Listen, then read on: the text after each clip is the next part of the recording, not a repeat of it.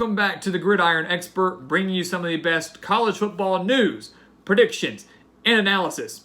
And before we begin, as always, check out all the links in our description below, where you can go follow us on Twitter and Instagram at Gridiron Expert, and also visit our official website, thegridironexpert.com, where you can sign up for our weekly newsletter and also sign up for our expert picks, where for just $30 you will receive every single one of our 2019 college football spread picks, including the postseason. I can promise you that's a deal you do not want to pass up, and I can promise you you do not want to miss out on our Week 2 expert picks. Well, everybody's talking about the big Saturday night showdown we have this Saturday between LSU and Texas, but people are kind of forgetting that we have a huge rematch Saturday afternoon between two teams that participated in arguably one of the best games of the 2018 season. The 12th ranked Texas A&M Aggies, led by Jimbo Fisher, will be traveling to Death Valley to take on the reigning national champions and Dabo Swinney and his Clemson Tigers. And the 2018 meeting between Texas A&M and Clemson was absolutely one of the best of the year. Clemson went into College Station and survived 28-26 behind a dominant performance from not Trevor Lawrence, but Kelly Bryant, who had 259 total yards of offense and 2 touchdowns. But the playmaker of the day, of course, was Kellen Mond, who threw for 430 yards and 3 touchdowns and did everything he could to give the Aggies a huge win in 2018 and the signature win of Jimbo Fisher's time at College Station, obviously his first season there in 2018. The two teams combined for 914 yards of offense, but Clemson survived, stopping Texas A&M on a 2-point conversion and ending the Aggies' hopes of a major upset. Of course, a lot has changed from 2018 to 2019. Kelly Bryant has now departed to the SEC, where he is now the quarterback at Missouri. Trevor Lawrence, now arguably the best quarterback in the entire nation, has stepped in and has done quite well for himself in Death Valley with the Tigers. Clemson also loses the bulk of their defensive line. That was obviously a strength for them last year and a major reason why they won the 2019 national championship. Texas A&M, on the other hand, loses a handful of playmakers on both sides of the ball, more so on the defensive side of the ball than anything else. But Kellen Mond does return, and so does Jimbo Fisher, now entering his second year in College Station. So this game has all the makings for a potential upset. Texas A&M hoping to come on the road and exact revenge on the Tigers as they came into College Station last year and got the win. A&M wants to return the favor and steal a win on the road this year. This game, we mentioned the quarterbacks, and we'll get to them in a second, but headlines always surround this game because of the two head coaches that are participating in it. Dabo Swinney, arguably one of the better coaches, if not the best coach in all of college football, although I still rank Nick Saban above him, facing off against Jimbo Fisher. And these two coaches, of course, met plenty during their times in the ACC Atlantic. Swinney, of course, still there. Fisher previously coaching at Florida State. Now, Paul Feinbaum just recently came out and said that Jimbo Fisher is a better coach than Dabo Swinney, that he would take Jimbo Fisher any day over Dabo Swinney. And Jimbo Fisher, do not get me wrong, is not a bad coach, one of the best in the entire nation. He's in my top 10, maybe even the top 5.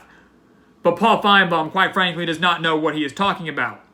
Dabo Swinney leads the series over Jimbo Fisher 5-4, including winning 5 of the past 8 against Jimbo, of course dating back to his time at Florida State. Both coaches are absolutely phenomenal, have done well wherever they have been. Jimbo, of course, more stops than Dabo at Florida State and now Texas A&M. But I would take Dabo any day right now over Jimbo Fisher. Of course, these two of the best in the game, and of course will make for an exciting game anytime they meet up. We saw great games in the ACC Atlantic between Clemson and Florida State. We saw a great game last year between Clemson and Texas A&M, and you can expect another one now in 2019. The keys for both Texas A&M and Clemson will, of course, be their quarterbacks. Now we're going to get to the one that everybody wants to talk about. Trevor Lawrence, arguably the best quarterback in the entire nation, had a pretty poor start to the 2019 season. He kind of rushed onto the scene in 2018. Dabo Swinney elected to put him in instead of Kelly Bryant, and ever since he got hold of the reins of that offense, he took off, ran with it, and forced Kelly Bryant to transfer. But Lawrence only threw for 168 yards, 1 touchdown, and 2 interceptions in Clemson's 52-14 season-opening win against Georgia Tech. Kellen Mond, on the other hand, had himself quite a night, but not against as good of an opponent, throwing for 194 yards, 4 total touchdowns, and 1 interception in Texas A&M's 41-7 season-opening win over Texas State out of the Sun Belt. So, obviously, neither quarterback's really having a star-studded performance against their respective opponents in Week 1. Will they be able to take a bigger step forward in Week 2? Can Kellen Mond repeat the performance that he had last year in College Station, where he single-handedly kept Texas A&M in that game by throwing for over 400 yards? And can Trevor Lawrence return to the form that we saw for the majority of 2018, including his performance in the national championship against Alabama? We talk so much about the head coaches and talk so much about the quarterbacks that we sometimes forget about what could be the biggest difference maker in this entire game, Travis Etienne, the running back for the Tigers. Against Georgia Tech, he rushed for 205 yards and 3 touchdowns to average 17 yards per carry. But last year against Texas A&M, he was held to just 44 yards rushing on the ground. And that, of course, is going to be the key for Texas A&M once again, is to keep Etienne, a potential Heisman dark horse, bottled up and forcing Trevor Lawrence and Clemson to win through the air, which for most teams they would not want. That's the problem for most defenses going up against Clemson. If you take away the running game, they have one of the best wide receiver corps and best quarterbacks in the nation to throw all over you. If you take away the passing game, you have one of the better running backs in the entire nation to run all over you. So you're going to have one of your team's best defensive performance if you want to have any chance of upsetting Clemson.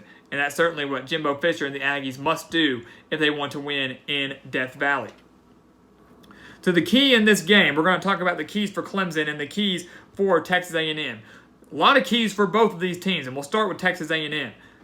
The Aggies only returned 4 starters on defense, and losing their top 6 tacklers from 2018.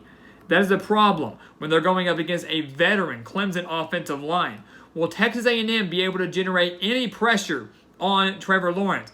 Or will he have all day in the pocket to throw and be able to complete passes to T. Higgins and Justin Ross and some of the best wide receivers in all of college football?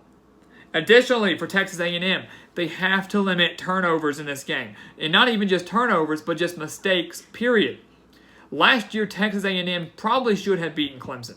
Yes, there were some controversial calls in there, but the Aggies did miss 2 field goals and had 2 turnovers that resulted in 7 points for the Tigers.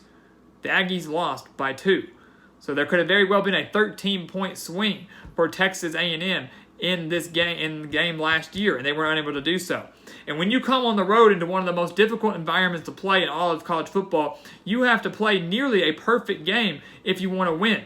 And Texas A&M must do that. They must limit the turnovers, and they must capitalize off of every single chance they get. That means getting field goals when they are in field goal range, scoring when they have scoring opportunities, benefiting off of the turnovers and capitalizing off of turnovers if they are able to force some from Clemson and this dominant offense. They have to do that and hopefully take the crowd out of it at times. And like I said, in one of the most difficult places to play in Death Valley. The keys for Clemson. We mentioned at the beginning of the video how much Clemson lost coming into the 2019 season. Gone is Christian Wilkins, Cleveland Farrell, and Dexter Lawrence along this Tigers defensive line that was arguably the best in the nation in 2018. Without those guys leading the front for Clemson, can Texas A&M take advantage with Isaiah Spiller and Deshaun Corbin, who both rushed for over 100 yards last week against Texas State?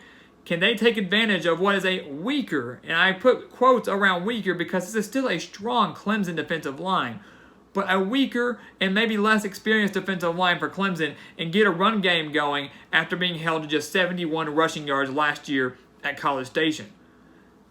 Texas A&M has to find some sort of balance on offense. Clemson has it. Clemson has it with Trevor Lawrence and Travis Etienne. But they cannot rely on Kellen Mond this entire game to single-handedly try to defeat Clemson, much like he did last season, or tried to do last season against the Tigers. Texas A&M has to establish a run game, has to find some sort of balance, and it's going to come if they can exploit weaknesses in this Clemson defensive line. And that's the key for Clemson. Shut down Texas A&M. Force them to win on the ground. Because Kellen Mond is the playmaker for Texas A&M. We saw that last year. We saw that over the course of the entire season. And we saw Clemson struggle against SEC quarterbacks. We saw them struggle against Kellen Mond. We saw them struggle against Jake Bentley in the season finale. And at times struggle against Tua Tagovailoa, although they took pretty good care of him in that national championship game. But forced Texas A&M to win on the ground with some somewhat inexperienced running backs. Additionally, strike early. For any team, in any scenario, in a big game like this, I said the same for Texas if you watched our Texas preview video against LSU, and I'll say the same for Clemson. You must strike early. Get that crowd energized. They're already energized enough. But if you can strike early, get them riled up, it will make things much more difficult for your opponent. And that's what Clemson needs to do, because they did not score until the late first quarter last season against Texas A&M. That just made the score 7-3. Of course, Clemson took a much larger lead down the road before Texas A&M battled back to make it a game. But if Clemson gets off to a slow start, the crowd, of course, will be taken out of it a little bit, and that gives Texas A&M the slight advantage to take advantage of that opportunity and take the crowd out of it and get up maybe with a potential lead or keep staying in this game longer than I'm sure Clemson wants them to be. The Aggies are 17.5-point underdogs going into this game, and I think that is extremely too high. This game in Death Valley is going to be close. Whether people want to hear that or not, it is going to be close. But in the end, Clemson simply has too much talent across the board. Yes, they lost a lot of defensive playmakers. So did Texas A&M. But Clemson, under Dabo Swinney, continues to not rebuild, but continues to restock, much like we say Nick Saban does in Alabama. They still have one of the best quarterbacks in the entire nation. They own that edge there. They own that edge at the wide receiver position. They own that edge at running back. They own the edge really across the board, especially on offense. I'm going to give them a slight edge defensively. Clemson wins this game at home in Death Valley, but it is going to be much closer than many people would think. And I can't wait for this one. We've got this one at 2:30, and then LSU Texas at 6:30. Two huge ranked versus ranked matchups. Two game of the weeks. And week 2 is going to be even better than week 1. So guys, as always, thank you for watching us here on YouTube. Make sure you go follow us on Twitter and Instagram at Gridiron Expert. And of course, check out our official website, thegridironexpert.com, where you can sign up for our weekly newsletter and also sign up for our expert picks, where for just $30, you can sign up for every single one of our 2019 college football spread picks, including the postseason. And I promise you, it's a deal you do not want to pass up. And I promise you, you do not want to miss our Week 2 expert picks. And once again, guys, thank you for watching us here on YouTube. Please continue to like, comment, and subscribe. And we will see you next time on The Gridiron Expert.